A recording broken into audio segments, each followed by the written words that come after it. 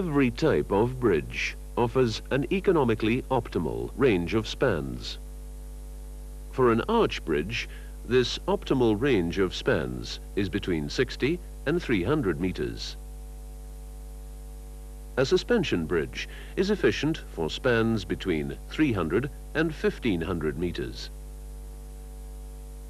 Cable-stayed bridges generally have spans between 80 and 500 meters. Box girder bridges are used up to a span of about 150 meters. Continuous plate girder bridges are efficient up to 150 meters. A simply supported plate girder railway bridge is economical in the range up to 30 meters.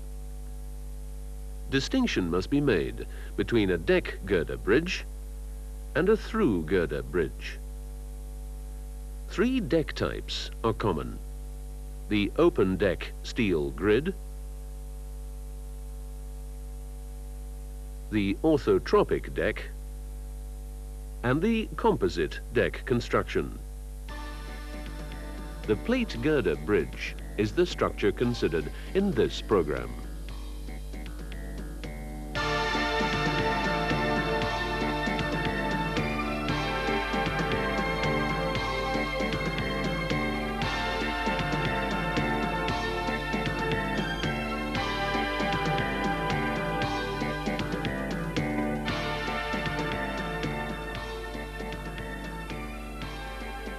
Plate girder bridges comprise the main girders, the cross girders, the stringers, or, in case of a railway bridge, the rail bearers, and finally the deck. First, a railway bridge is considered. The following components and concepts characterize this type of bridge: the clearance gauge. Fixed objects are not allowed inside this profile.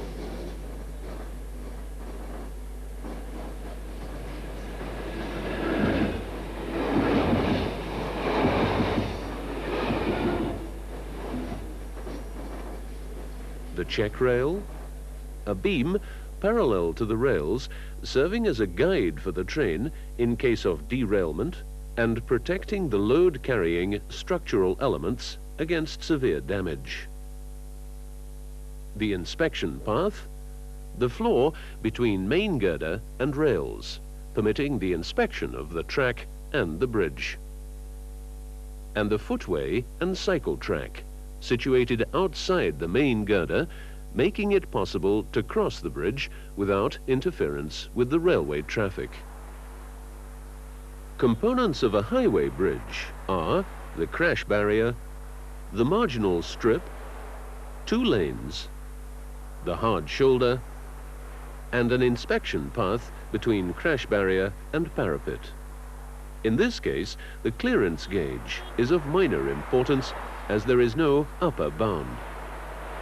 Two important concepts for all types of bridges are the span, the distance between the centers of the supports, and the construction depth, the distance between the top of the deck or rail and the lowest point of the bridge cross-section, including splice plates and bolt heads.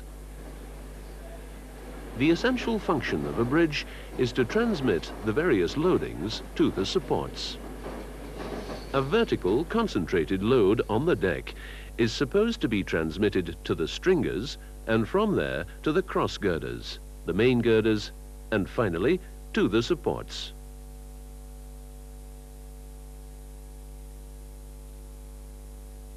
Large lateral displacement may occur due to wind loading.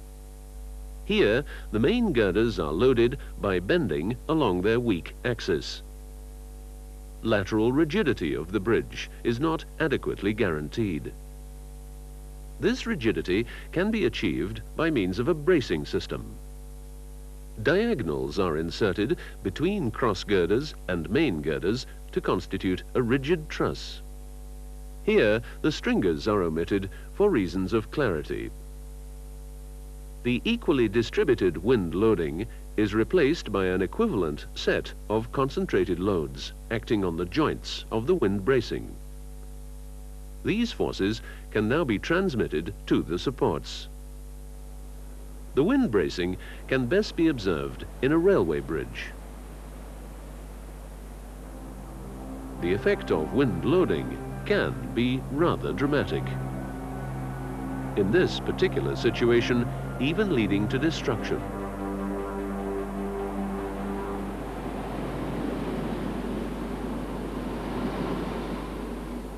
Braking and traction forces act in the horizontal plane in the direction parallel to the bridge axis.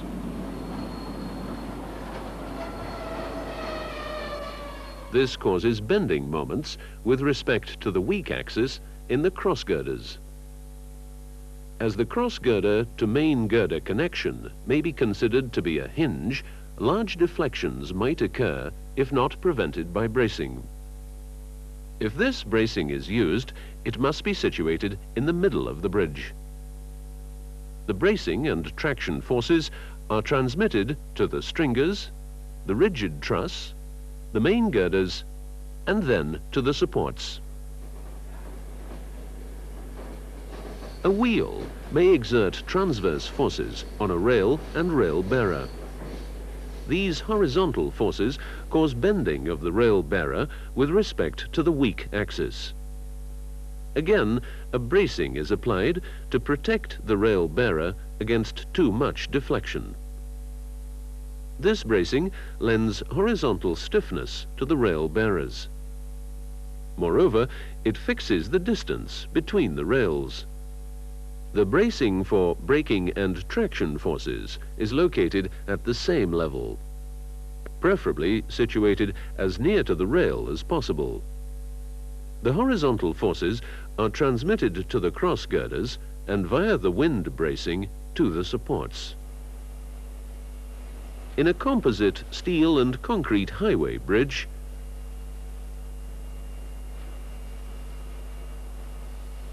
and bridges with an orthotropic deck, the deck serves as a bracing for all horizontal forces.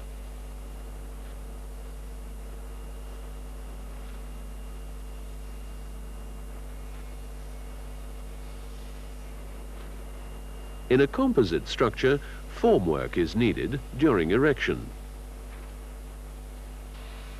When the concrete deck has reached sufficient rigidity, this formwork may be removed and the deck acts as a rigid plate.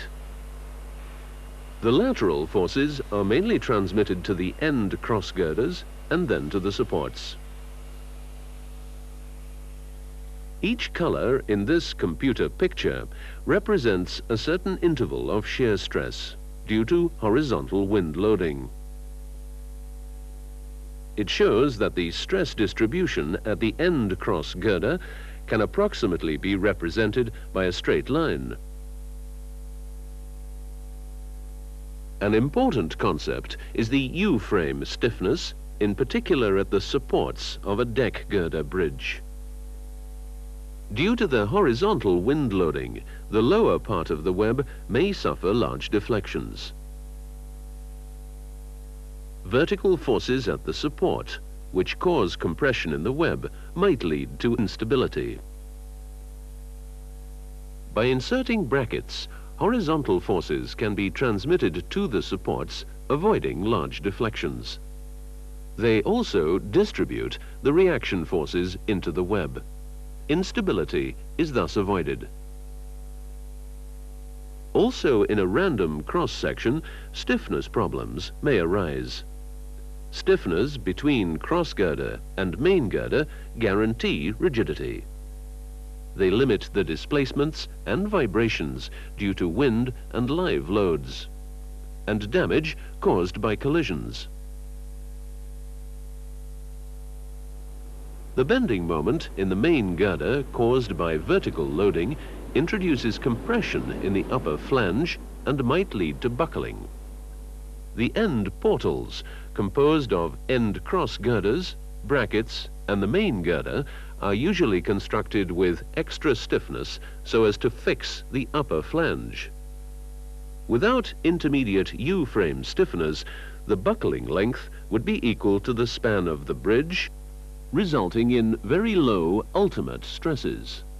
By inserting intermediate U-frame brackets, the upper flange is rigidly connected to the cross girders. This creates nodal points. The buckling length is the distance between two nodal points. Thus, the buckling length is reduced to the distance between the cross girders.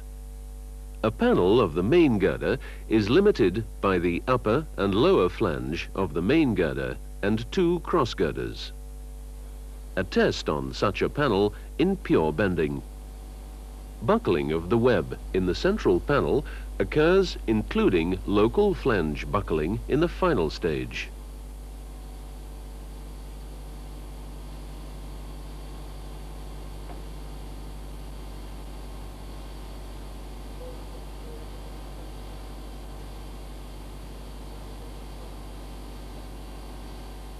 The same test in shear in an end panel.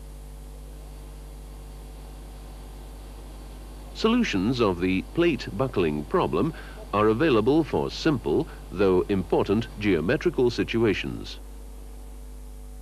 Here, only a short outline is given of a rectangular plate hinged at the supporting edges, with loads distributed along two edges, including shear stress. Regarding the geometry, two parameters are introduced. The aspect ratio, alpha equals A over B. The Euler buckling stress, sigma E of a strip, length B, width unity, and plate thickness T. Regarding the stress distribution, two further parameters are introduced. The stress ratio psi equals sigma 1 over sigma 2, and the equivalent stress sigma V. Depending on alpha and psi, the buckling coefficients K sigma and K tau are determined from a set of curves.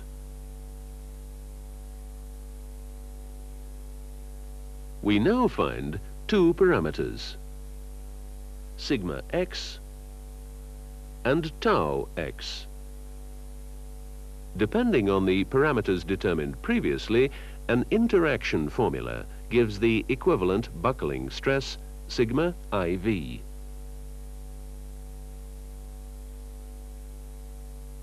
A relative slenderness ratio, bar lambda, follows from the square root of the yield stress over the equivalent buckling stress. From the plate buckling curve, we find the buckling stress sigma B.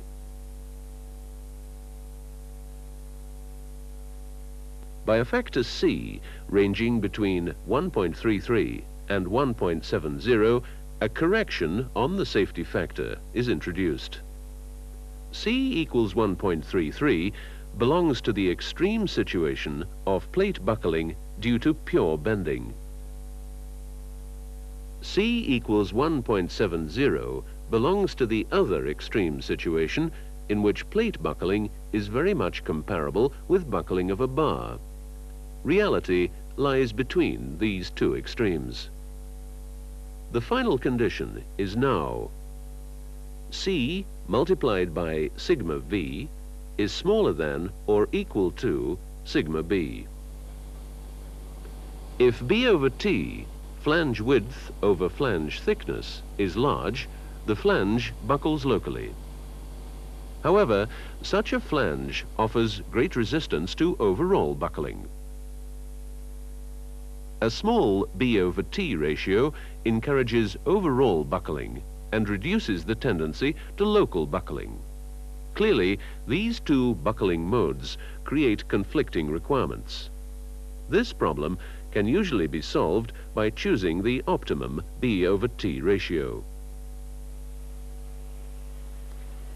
Neither buckling modes occur if the compression flange is rigidly connected to the concrete deck of a composite structure. Live load is always multiplied by an impact factor greater than 1 and becoming smaller with increasing span. Moreover, in motorway bridges, the loading is multiplied by a factor equal to or smaller than 1, representing the probability that the bridge will ever carry full loading.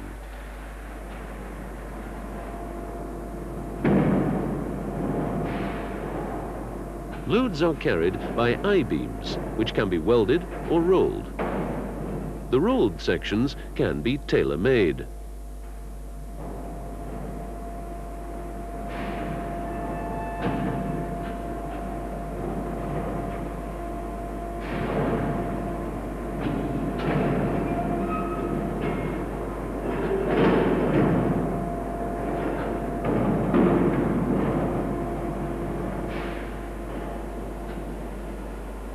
At Arbet in Luxembourg, a well-known process is applied: quenching and tempering.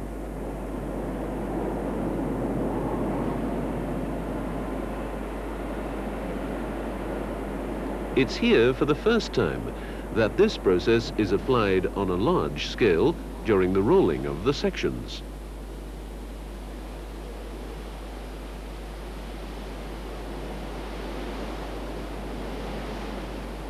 The effect of local quenching is clearly visible as a dark strip at the section flange. In this way, strength and quality of the material are improved.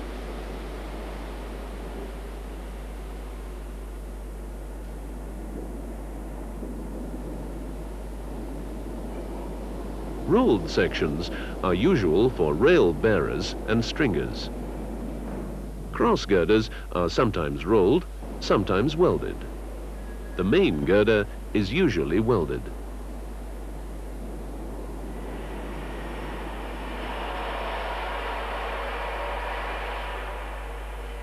Connections can either be welded or carried out using high-strength friction grip bolts. Interesting is a connection, axially loaded in tension.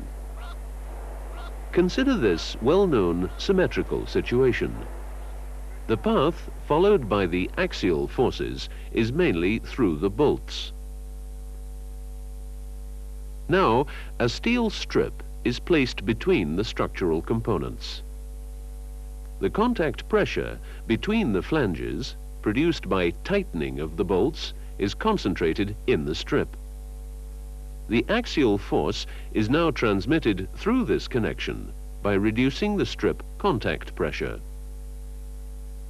The bolts remain statically stressed and fatigue is avoided.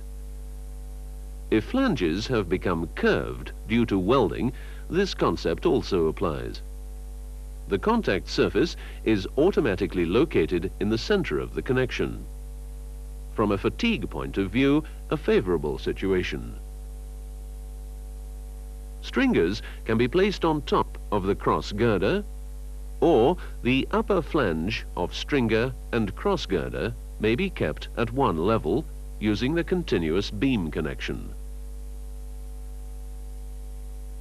In both cases, the stringer can transmit bending moments and shear forces. Additional stresses in the wind bracing depend largely on the type of bracing. The additional stresses are here defined as stresses due to deflection of the main girder, which is not taken into account in the calculation. A bracing above the neutral axis of the main girder is loaded in compression. A bracing beneath the neutral axis is loaded in tension. Two types of wind bracing are considered more closely regarding wind and additional stresses. First, the Howe system, which is statically indeterminate.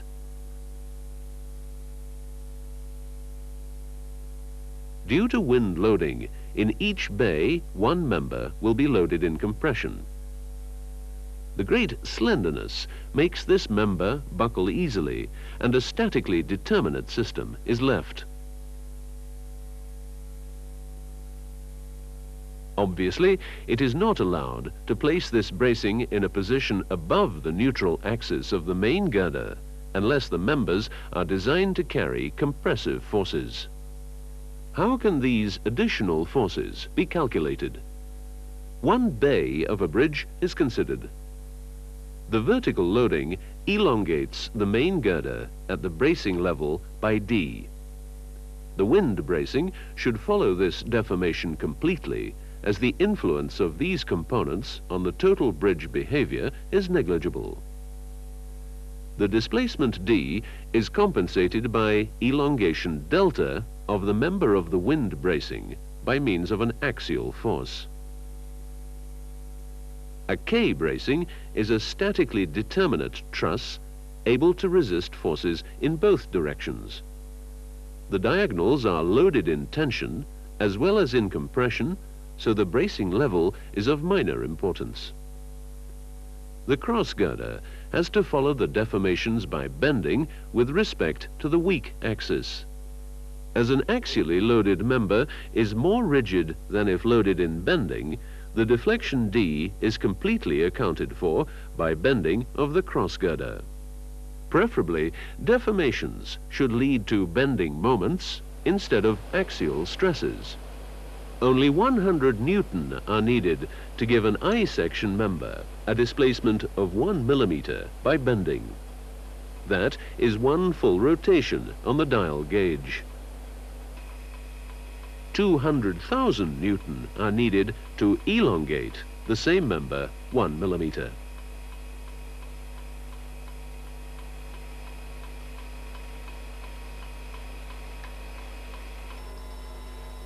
Ultimate stresses depend on several factors. Yield stress can be derived from the stress-strain diagram, here produced for a test specimen made of steel Fe E235, approximately equivalent to grade 43 steel to BS 4360. Note the great elongation before rupture occurs.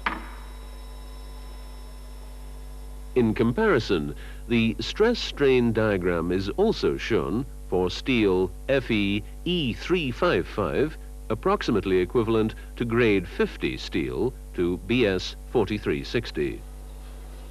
Considering fatigue, the stress range and the structural details are of utmost importance. As an example, a welded connection between a stiffener and lower flange is considered. Due to the notch, a stress concentration occurs. This leads to a stress interval, delta sigma, due to live load.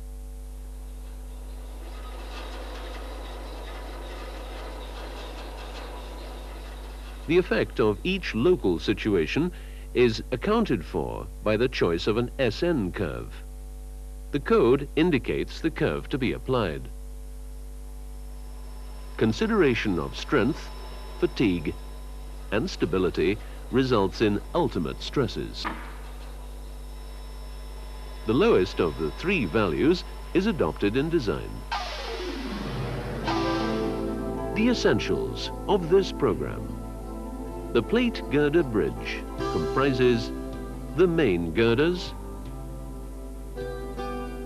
the cross girders, the stringers, or, in case of a railway bridge, the rail bearers, and finally, the deck. General concepts are the clearance gauge, within which no objects are allowed, the span, the distance between the centers of the supports, the construction depth, the distance between the top of the deck or rail and the lowest point of the bridge cross-section, vertical loading, transmitted to the supports by the different bridge components, horizontal loading, divided into wind loading, traction and braking forces, and lateral impact.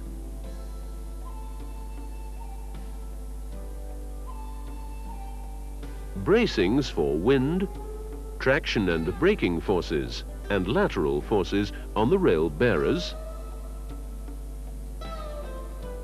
Additional stresses in howe and K trusses, and U-frame stiffness. Ultimate stresses depend on the factors yield stress, fatigue, and stability. The different connections can be constructed by using high-strength friction grip bolts. The design of railway bridges, highway bridges, and footpath bridges is prone to ever-changing concepts. To clearly highlight the concepts in plate girder bridge construction, an older type of structure was considered here: the plate girder bridge.